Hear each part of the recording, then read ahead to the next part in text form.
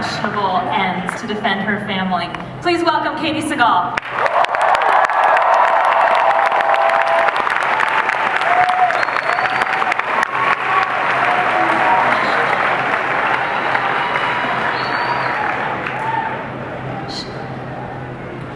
She recently wore a corset and was brutally terrifying on that plantation in 12 Years a Slave. You can find her on TV as a leader of the Witches' Coven, as an asylum inmate, or as a medium, depending on what season of American Horror Story you've watched. Please welcome Sarah Paulson.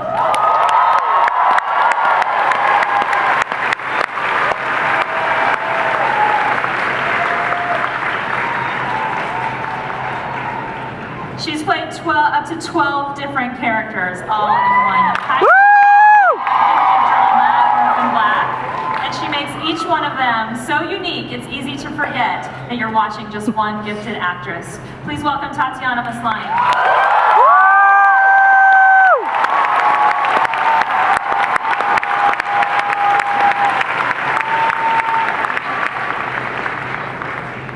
Has also starred in a Steve McQueen movie, and you may know her for her role as Rachel Robinson in 42, but it's likely that it's her star turn alongside Tom Maisie in the surprise TV hit Sleepy Hollow that's caught your attention. Please welcome Nicole Beharie.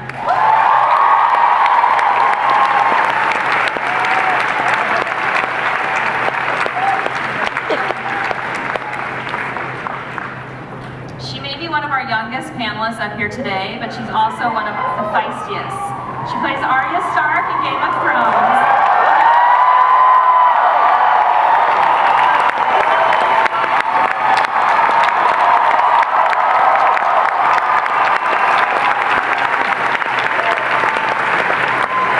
And last but definitely not least is our final panelist, the woman who dreams of being queen one day, as Marjorie Tyrell in Game of Thrones. And she's continuing her ass-kicking skills in the Hunger Games. Please welcome Natalie Dormer.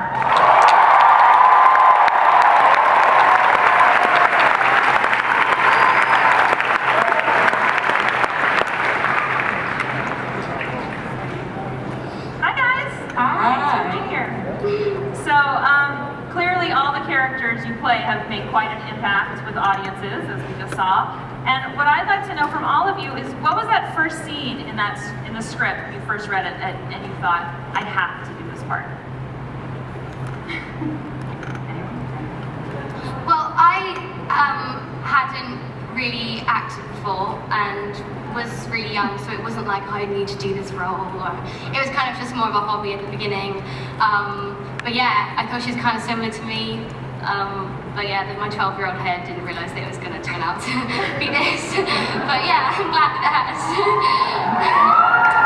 I think for me, in the first season of Sons of Anarchy, I got to take a syringe to Drea de Matteo.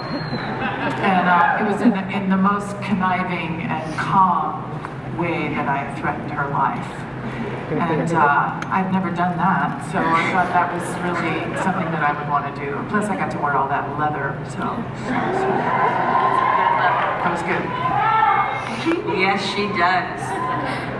I guess for me it was probably the scene in season 2 where Lana Winters had to simulate masturbation while trying to convert herself, to make herself almost a heterosexual, even though she was homosexual. That was a challenging thing to do for my father and mother to watch. Really something. That was probably the one thing that made me know I wanted to do it.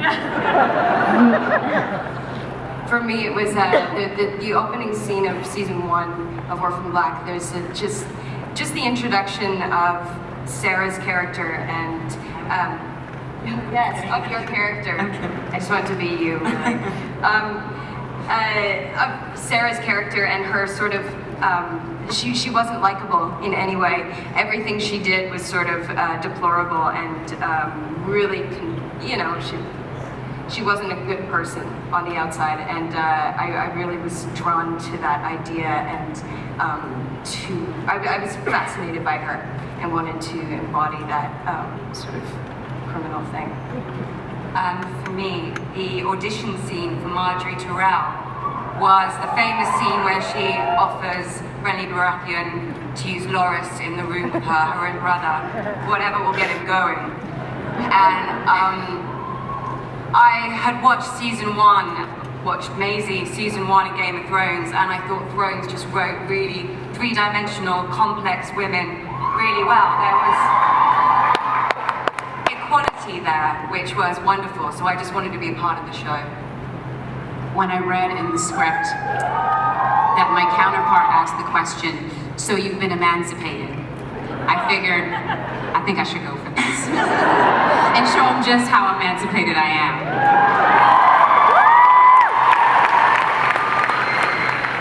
So, Natalie, I love that you've described Marjorie as this woman who uses the modern PR angle that's got like the Princess Di, Michelle Obama, hearts and minds thing down. And I just wonder, how manipulative is she? I mean, is it all about playing the angles, or is there like, there's some deep heart in there too? What's her motivation? Where television is fantastic and is way ahead of film is it doesn't feel the need to polarize women so much. Yeah, I experienced it in playing Anne Boleyn as well, that male writers, and I say this with all love and respect, often want to make a woman either the angel or the whore. You know, make her the witch or put her on the pedestal.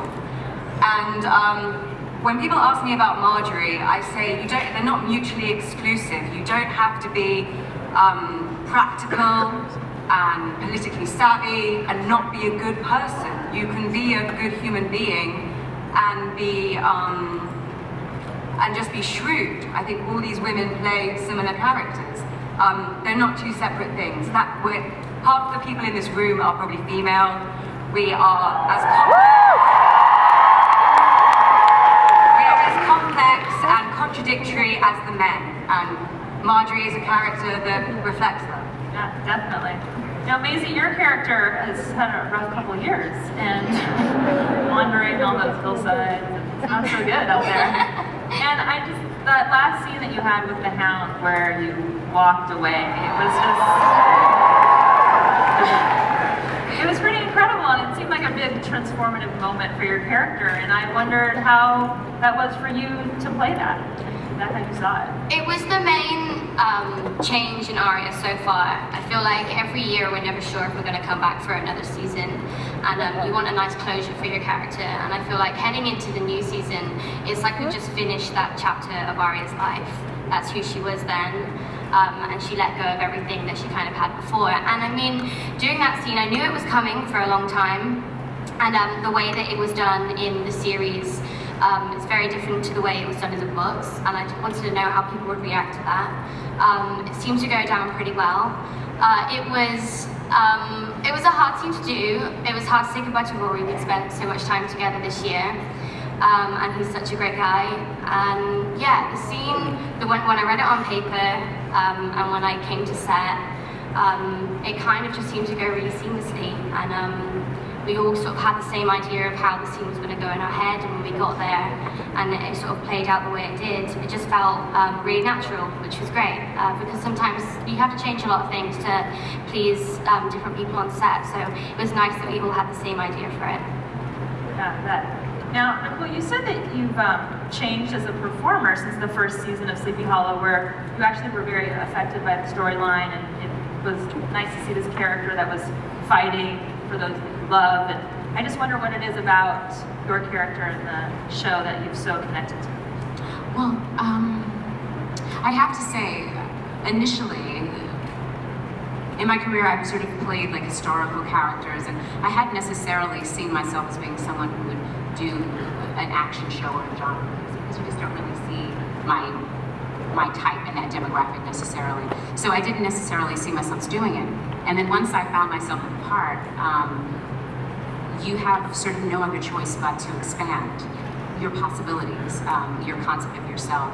And one thing that I've come across quite a bit actually is being on set, and there are like a lot of different men will sort of come on as day players or guest parts, and I recognize that like there's a certain strength that I have now, or a certain command that I have over I guess being the lead, one of the leads on the show, that I hadn't had before. So that's sort of like a huge thing, just sort of owning that space and not being expected as a woman to sort of shrink or curtsy or any of those sort of things, just sort of, you know, moving forward. Which wasn't necessarily my way, it's not the way I was raised, so. And Tatiana, I mean, you experienced that too, as far as being number 1 on the call sheet, and number 2, and 3, 4, 5, 6, 7, 8, 9, perhaps. But is it true that you had never played an adult, much less a mother, before you had done this part? Yeah, I think the closest I got was like the Mary Mother of Jesus, but she was like 15, so it didn't count really. Right.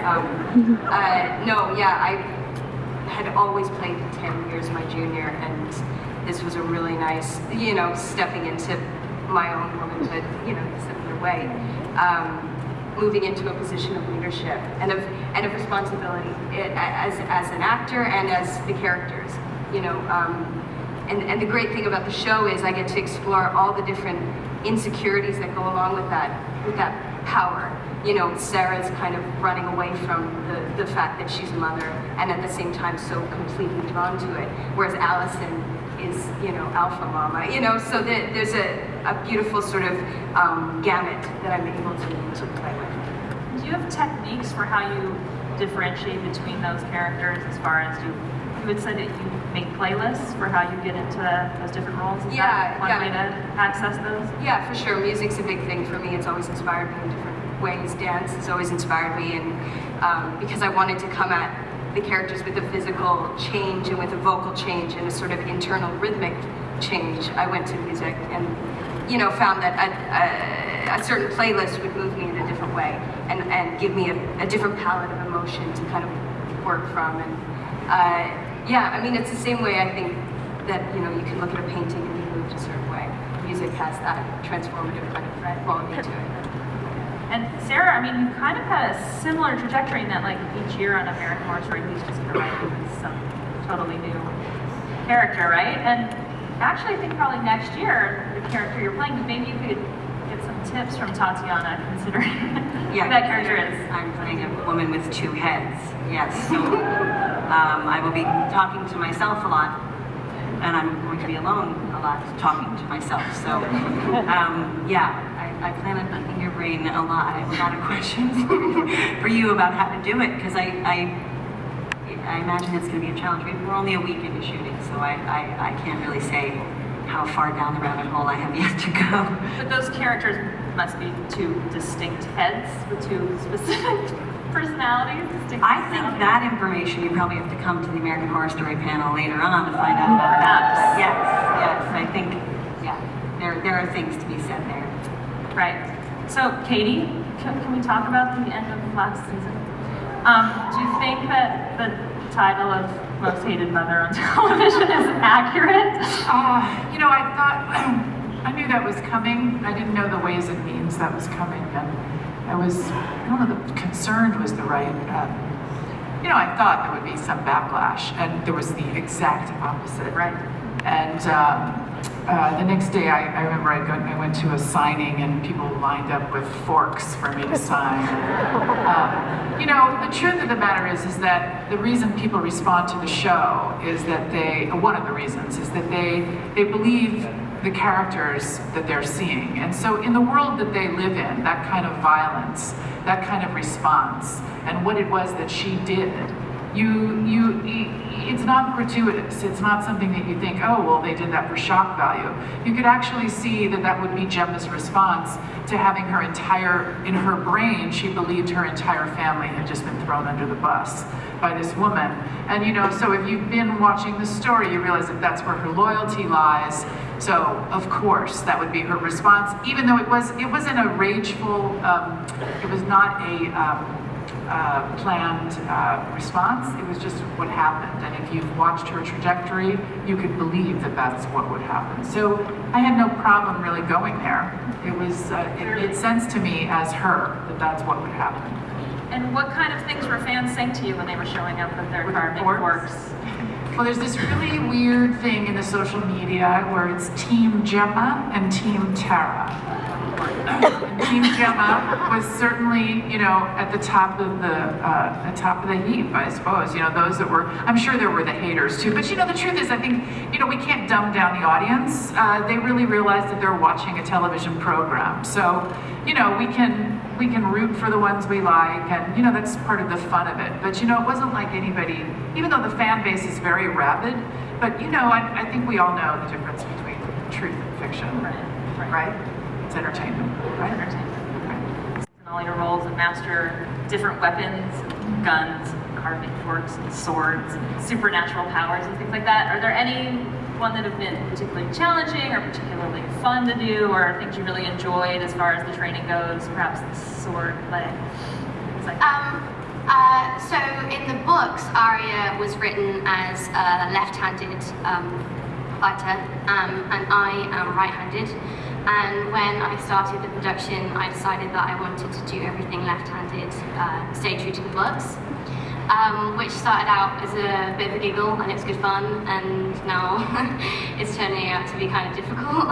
But I'm sticking with it, and yeah, I mean, it worked out fine. And a lot of the time I come in to learn a stunt sequence, and it's been choreographed right-handed because they forget, and then I have to come in and say, actually we got to change it all because I'm going to use my other hand, which is a bit of a nightmare, but exciting and adds another twist to it, I guess. Anyone else? I particularly had fun whacking someone with a skateboard. That was one of my really fun weapons. I recently did some really cool water work in a tank, like a 6-foot tank with a witch strangling me and dragging me down to the bottom of the sea. That was pretty neat. Yeah, there's lots of like gas masks and stunt people watching you to make sure that you don't actually inhale too much water. I've been having a lot of fun running around in the Hunger Games with a semi-automatic rifle. I was so ready to get rid of the silk skirts and the corsets, but now after 9 months of mud and dirt and yeah, being really physical, I'm ready to go back to the silk skirts.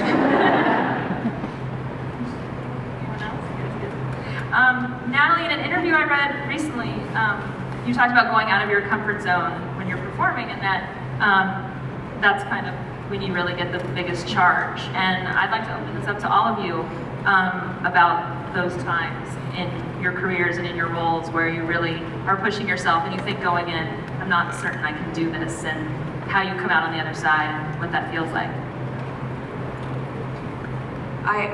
This season we introduced a new clone, Tony, who's a trans guy. Yeah, and Tony love, yeah.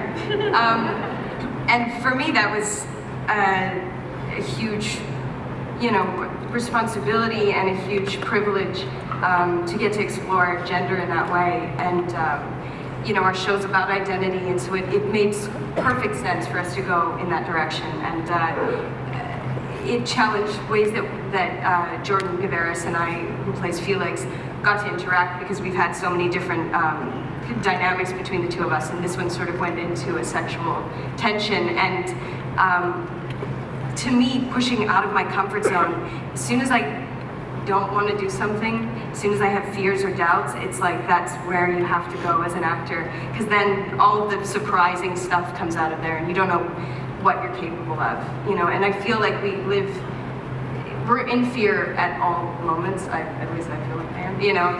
You're kind of in survival all the time, so it's a natural state, I think, and as artists, I think it's the most fertile ground.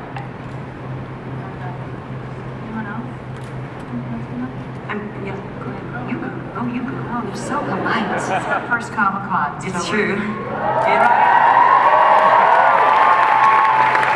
think it was really hard to play an 80-year-old woman, you know, not being 80, not being near that age yet, and being very conscious that I didn't want to do a sort of caricature, sort of, all of a sudden I'm talking like, you know, I didn't want to do that, and I had the luxury of having had the 12 previous episodes prior to, you know, to shooting the finale, where I had aged to that degree, sort of behind me, and having experienced all of it in order, by the time we got to that point, I sort of felt like as Lana Winters, I was 77 years old, and I felt somehow physically that I could just bring everything that had come before it to the table. But it was the scariest thing I'd ever done, and I remember Ryan Murphy being very concerned about what the old age makeup was going to look like, and was it going to look really hokey and really shitty, and would it just ruin the whole thing? And I was worried about it too, and then it ended up kind of all working. I looked exactly like my grandmother in the most terrifying way. Yes, it was bizarre, but it was very scary to do, because I just thought, if I watch this, and at the end of this journey that I've had with this woman that I did come to love in a way that I never have, and I probably never will, a part that I've ever played. I mean, I hope I do, but I think I'm lucky enough to have had it once. I thought if I ruin this now by doing some hokey, schlocky, old age acting class bullshit, I'm going to be really mad at myself. And so that was really, really hard to do. And I don't know, I had birdseed boobs they gave me, and I did a whole walk that was, I copied a friend of mine's. What are birdseed? They're just sacks of birdseed that feel like like big old ticks that have kind of fallen down to the, it was really amazing. I kind of was always I was just like, wow, this is awesome. I was like, this is coming for me if I'm lucky. You know, maybe one day I'll have a sack of birdseed.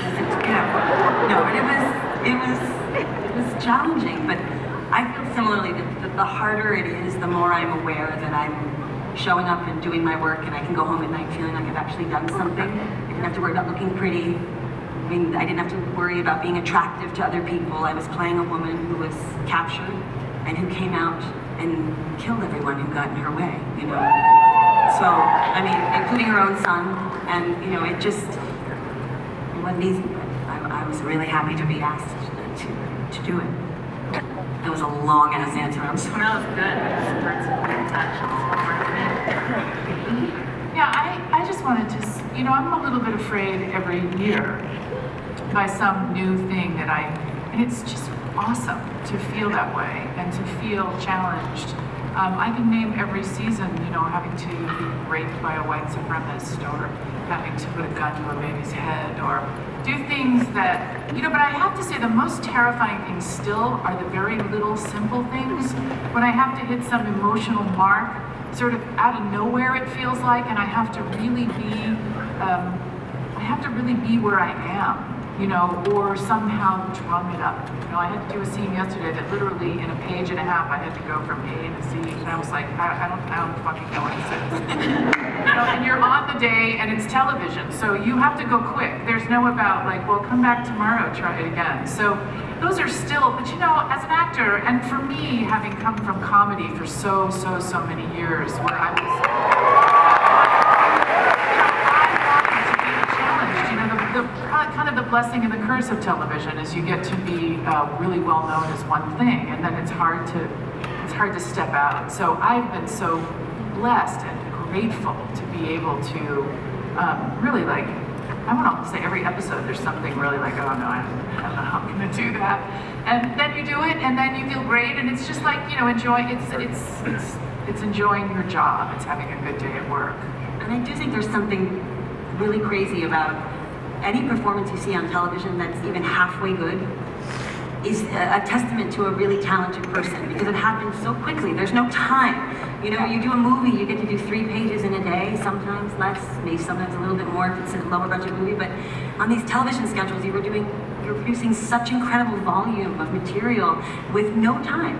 And so when you see these performances that are just arcing all over the place, and you're watching somebody playing 9 different people, like, how many people? It's a lot of people. And like, you know, you're watching everybody do what they do, and it's so hard to do well. I think it's a real... We're awesome. No, I don't mean that. I do mean that. I do mean it. You guys kick ass.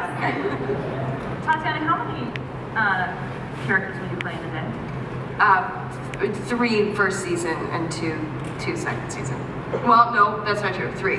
3 is the most. Was that your request? Did you request to have them do fewer? No, I think it just logistically was a nightmare. Like, I worked it the first season, and I Yeah. showed what I could do. No, and then we did the 4 clone dance party, and that had to be like 2 days of major choreography. Yeah. Nicole, did you want to chime in on that? I think it's all been said. I mean, like, you're not frightened and nothing sort of drums up. So, you know, especially with how quickly we move, I found myself on autopilot maybe once or twice. It was like, okay, we have a problem, you know. And that's when I just know I have to dig a little bit deeper. And I guess the circumstances of the show I'm on, there's a lot of loss, a lot of death. So I just kind of go there. I go where I need to go for it, use personal things, and that generally takes me to a place that I don't necessarily feel comfortable, but I know when I'm in the trailer and I look at my you know, like I'm a little nervous today, and just like, look at it. It's true. Now, is there a like kick-ass emeritus as far as a woman out there that you guys look up to in terms of role models that have done this before? Hillary Clinton. There we go. Anyone else? I mean, it sounds really hokey, but I feel like everybody on the stage, I mean, I really do feel they're all just kind of I mean, to me, I don't know what you guys think. Yeah, Leela from Futurama for me personally.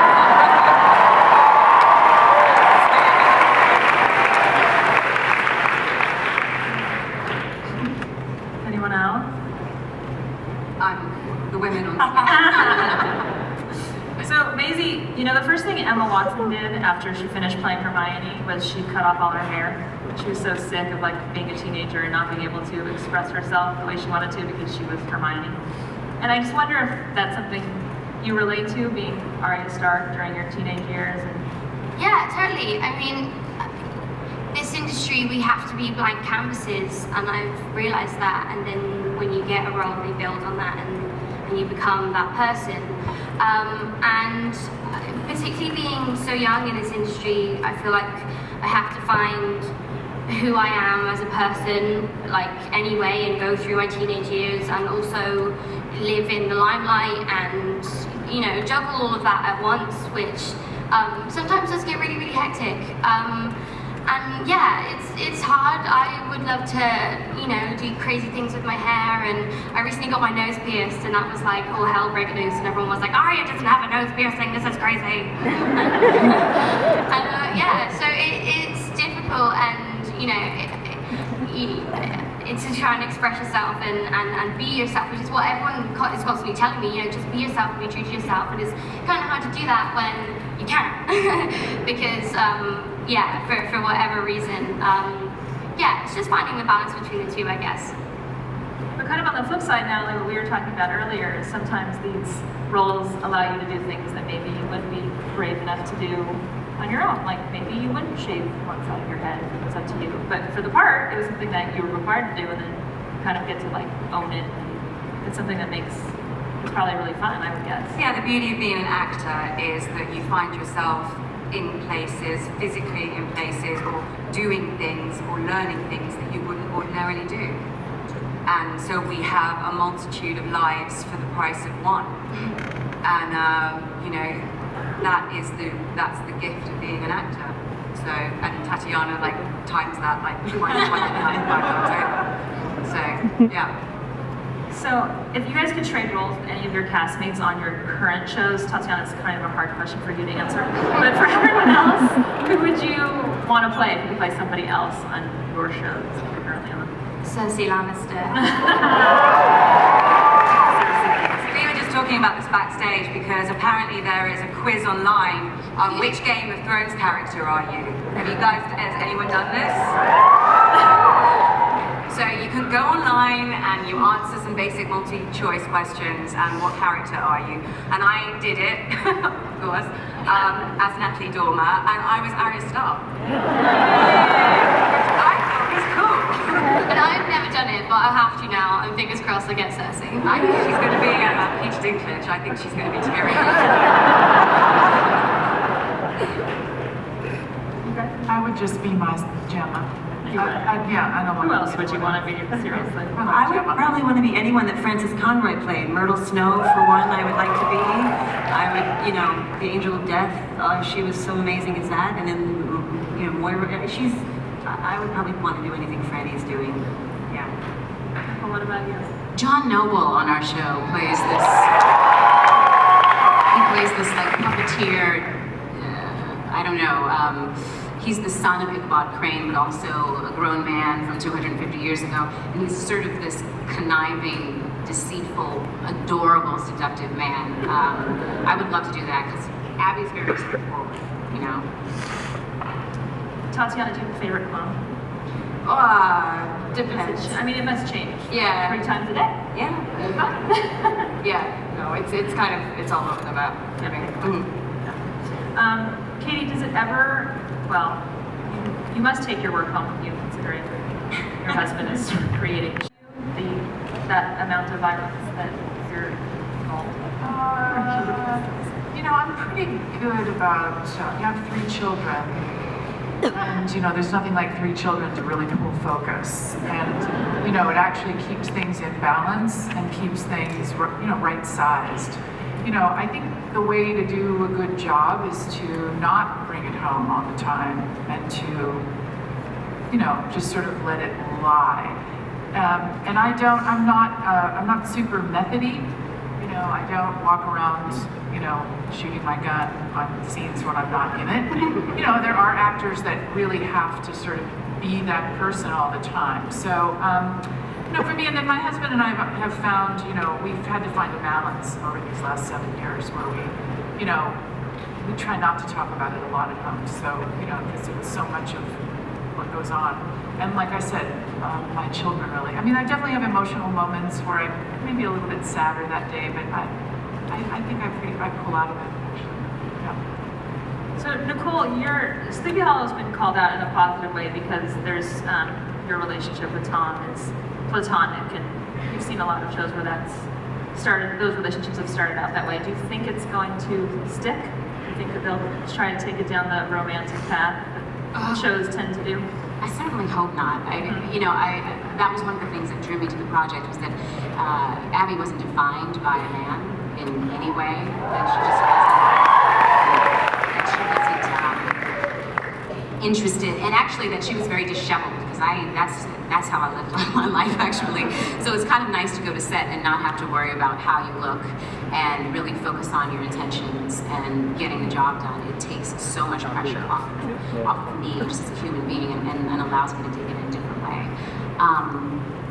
There is talk of another character joining the cast that may be sort of like an interest to her, but we'll see. I think they'd have to work really hard to get her attention, so we'll see.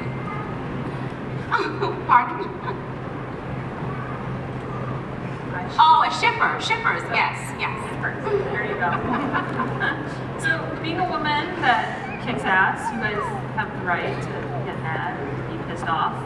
Is there anything, well, what is this about Hollywood right now? Let's just put it out there. Because there's a lot of Sarah and I were just talking about asses. You were talking about asses, yeah, the size of Hollywood the ass. seems to be anti-ass. Hollywood's a little anti the ass sometimes. Yeah, like the size of the ass. I don't understand. In what way? No one else seems to get it. No, we'll just keep it. No, hold on, we have to explain. I'm not sure what that means. They don't want Body image. We're talking about body image and what it means to be a woman in the business and to feel self-conscious about the size of one's ass or lack of ass or lack of boob, breast, whatever. I mean, there's a whole sexualization of a woman, and then also it's powerful too. I mean, it's, you know, I'm not It's just really saying. interesting because you said earlier, and then Nicole has also commented on how liberating it is to not worry, to do a job where you're not worried about how you look. And because the focus seems to be on that for women. And it's not fair on you guys, because you're watching us, and you don't realize how much makeup and how much lighting is involved. When we look good, we've got a lot of help going on. And when we don't look good, that's just what we look like. Yeah. I have to say though too, I often think that it's not healthy for young girls to be flicking through these magazines and to be looking at films and TV and seeing these shows. Because, you know, there's a more European attitude if you look at French film or Spanish film, that they're a little bit more open to the quirks of human nature, that we're not all symmetrical, that we're not all one shape. You know, that people are oddballs in different ways, aesthetically, cosmetically, as well as emotionally and personality. And you need more of that. Also, that it's okay to get older. I would pipe in there about that. Ageism that, you know, is also doesn't have a realistic view, doesn't send a realistic message. And that, you know, that's a pretty European thing. It seems like in Europe you can get older. Yeah, that's a really good point. Yeah. And what I was saying before, so I'm not going to hog it, girls, you take over, but it's, you know, 3 films, features. The best female roles, I think, are in television at the moment. I really do. And Katniss Everdeen is as popular as she is because she's an anomaly. She really is. So that's my point.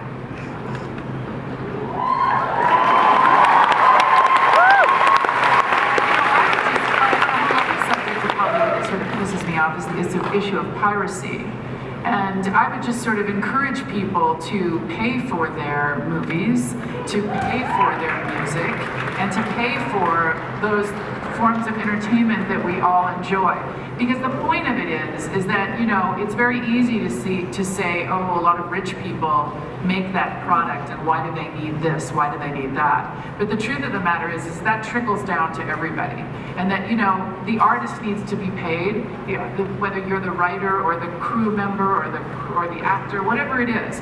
So, you know, the issue of piracy is a very big one. And I encourage my children, I don't like them to go, and I'd rather give them the little bit of money to go buy a CD or to buy a DVD rather than just get it for free off of some illegal download. It doesn't help the creative community to have people contributing to piracy. That's something that I would... We're going to open it up to questions in a minute, but I just want to ask you guys one more question. What's the piece of advice that you received that you wished you listened to? Don't panic.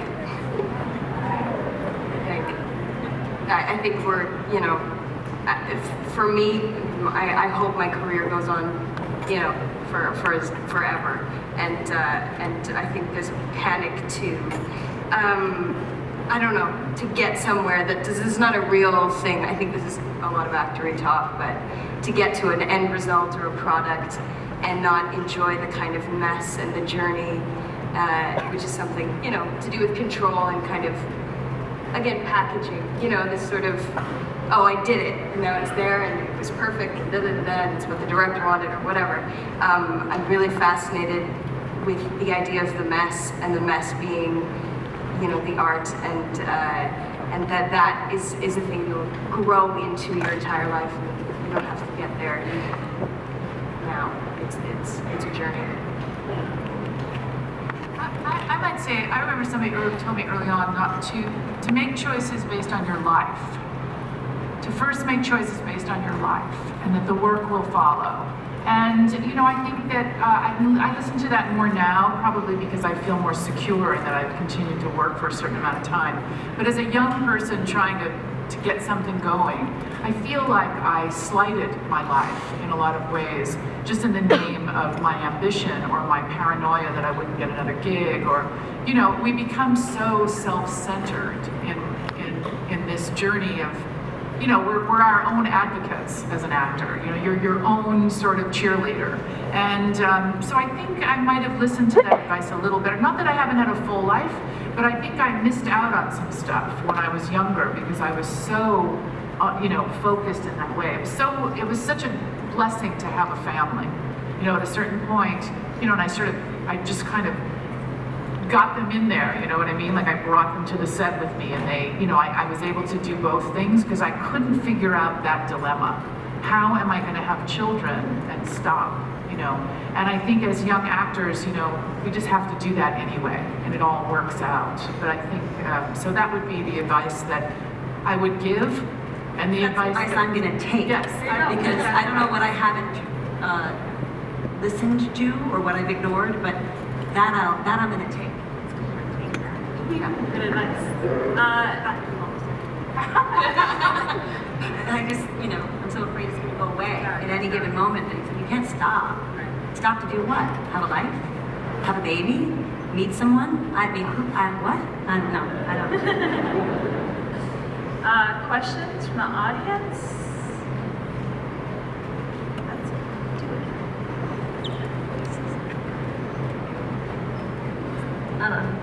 You're on. Good. Okay. Hi, my name is Kaza, and it's short for trouble. Not really super trouble now. But I wanted to ask you ladies, first, thanks for being here. And I do live action role play, which requires me to know a lot about combat. And I was curious what the most unique element has been for you guys to learn a stunt. And ask her what live action role play means. She's going to come back and she's going to tell us.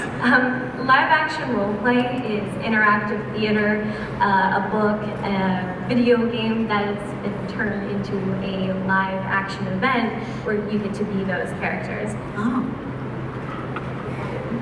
Any tips?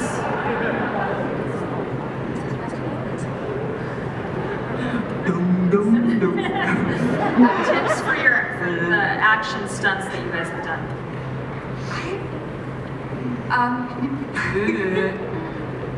You go, Natalie. You've done them, haven't you? Talk about that machine gun. Yeah, I mean, actually doing it, I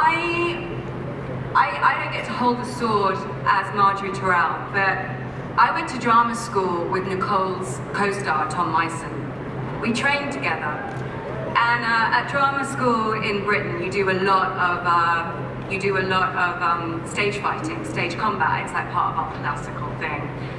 And because we're oh so superior. Tom and I used to do workshops at the Globe Theatre. There was like the Shakespeare Theatre, where obviously in a lot of Shakespeare plays there's a lot of combat, sword fights, and I always couldn't get the I didn't like the authenticity. It never felt right. So for a couple of years, I went and took up fencing, and actually doing it for real, like shooting a gun for real, is the best way to. And actually, I've referenced her already, but that Jennifer Lawrence, when she shoots a bow and arrow in The Hunger Games, 9 times out of 10, she doesn't really have the arrow. It's CGI put in. Probably going to get in really big trouble. I don't think that was the case in the first film, but I think for practical reasons they found it better to add it in afterwards. But she shoots arrows, the real thing, for training constantly, so that the action is 100% authentic when the arrow actually is no longer there. So does that make sense? That's my tip. Very helpful. Hi, I'm Catherine. Not necessarily physically kicking ass, but personal triumph or victory for gas moment. Question. From an acting standpoint or from a character standpoint? Or I was thinking character, Okay. but either whichever name. My character Allison in the first season was forced into an intervention, which she rightly should. I mean, it was a good thing for her.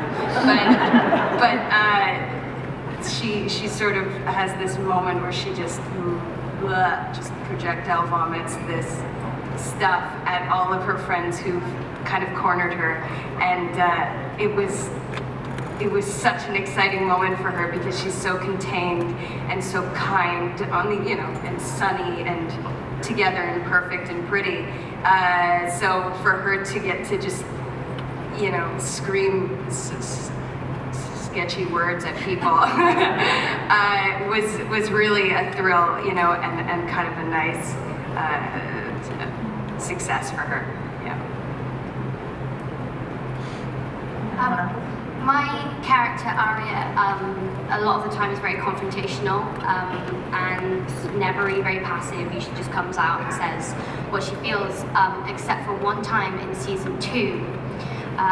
It's a scene between Aria and Tywin Lannister when Aria tells Tywin that anyone can be killed, and at the time he doesn't realise who she is and kind of doesn't think anything of it, but she knows in the back of her head what that really means to her and what that really means when she says it out loud and what that's going to mean to him in the future. There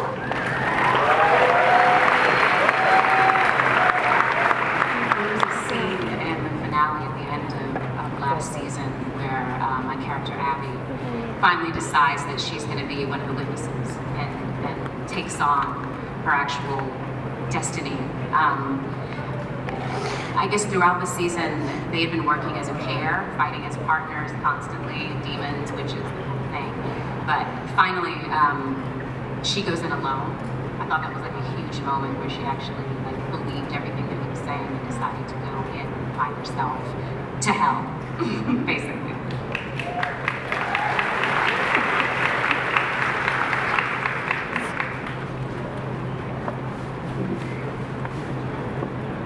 Would you say the question again? your favorite moment? Is that what your question was? Favorite kick-ass moment. I mean, I had a very quiet moment that I really very much liked, and it was in season 2, where she had been raped, and for the good of the whole, which is always her objective, which is the good of the club, she didn't tell the secret because she knew it would start a war. And then towards the end of the season, there was a scene where she revealed what had happened, and she reveals it to Clay and to Jax and to Tara. And you know, it was a quiet scene, but it was a very, it was a powerful moment, and it was a very, for her, she's all about secrets, you know, for her to reveal that secret was a big step. That was pretty kick-ass, I thought, for her.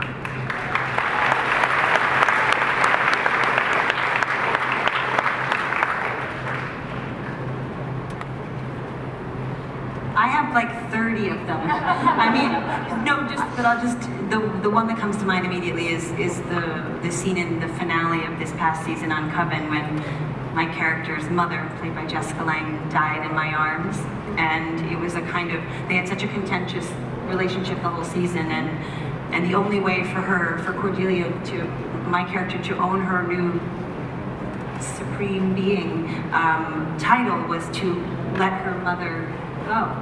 And the only way for Jessica's character to let her daughter become what she was intended to become was to let her do that by dying. And so there was a kind of beauty in the selflessness that was happening for both of them, which never really happened between them ever prior to that. So I thought that was pretty kick-ass.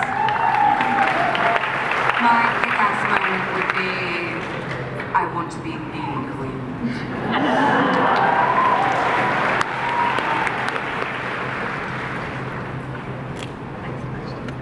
Hi, my name is Russ. First thing, Tatiana, I just want to say you're incredible. And I'm sorry that the Emmys seem to think that you don't exist. But my question is for the whole panel. I was wondering if any of your cast members on your respective shows have ever had a scene that maybe you wish that you could have performed yourself, and or if you could pick one, what would it be? I don't know when it would be, but the guys have a lot of great scenes. Yeah, I'd like to be a guy sometime. I'd like to ride a bike. I would like to ride a bike sometime. And, you know, I say that even though I'm actually terrified to ride a bike, but I sort of like the image of, you know, revving up that bike with a bunch of bikers. It just sounds awesome. I kind of wanted many of Lily Rabe's Sister Mary Eunice scenes from season 2, when she was able to be, she became the devil. I thought that was really kick-ass. But I didn't get to do that.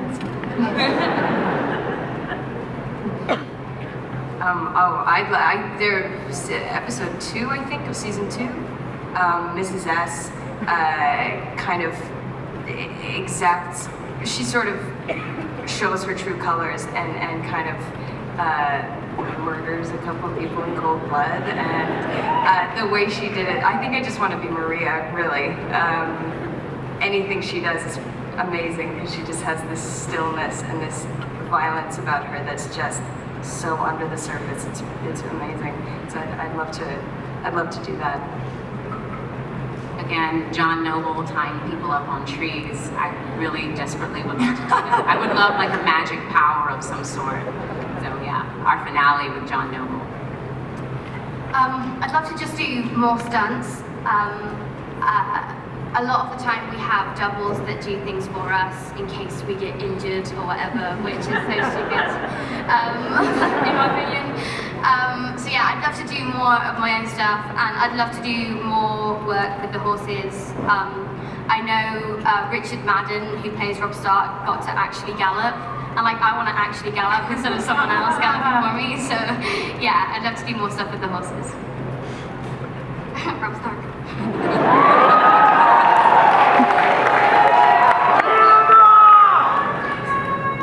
Oh God, I think I just want to be you. Thanks.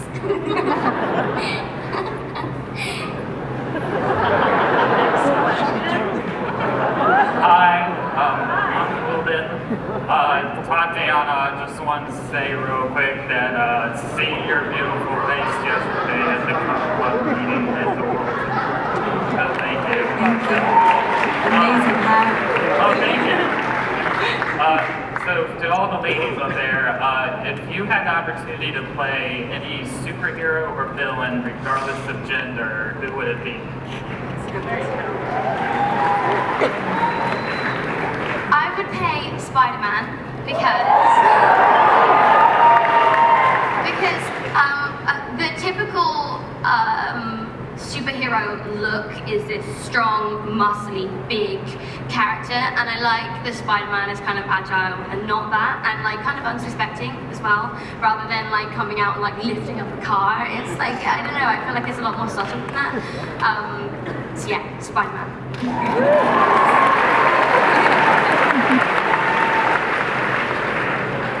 I'd love to be Raphael from the Teenage Mutant Ninja Turtles. He's got that great, Boston or Brooklyn accent or something? Yeah, that's who I'd be.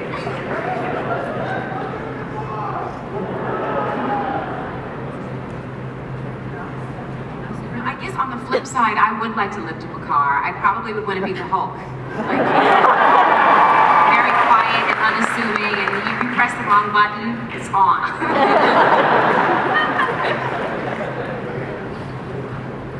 I don't know if this is a superhero, but I liked Caesar in Planet of the Apes.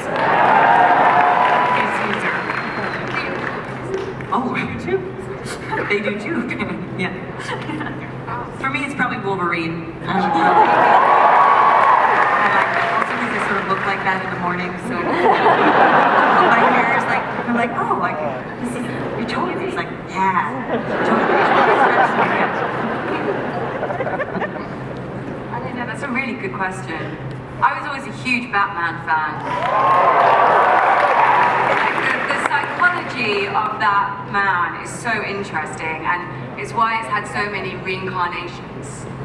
I would always be a Batman. There you go. The new superheroes. Next question. Hi, I'm Jess. My question is for Maisie and Natalie. Maisie, your character is seen as a very fiery character, and Natalie, your character is seen as a very resourceful character. And I suppose my question is, which one do you think is more ruthless in the series?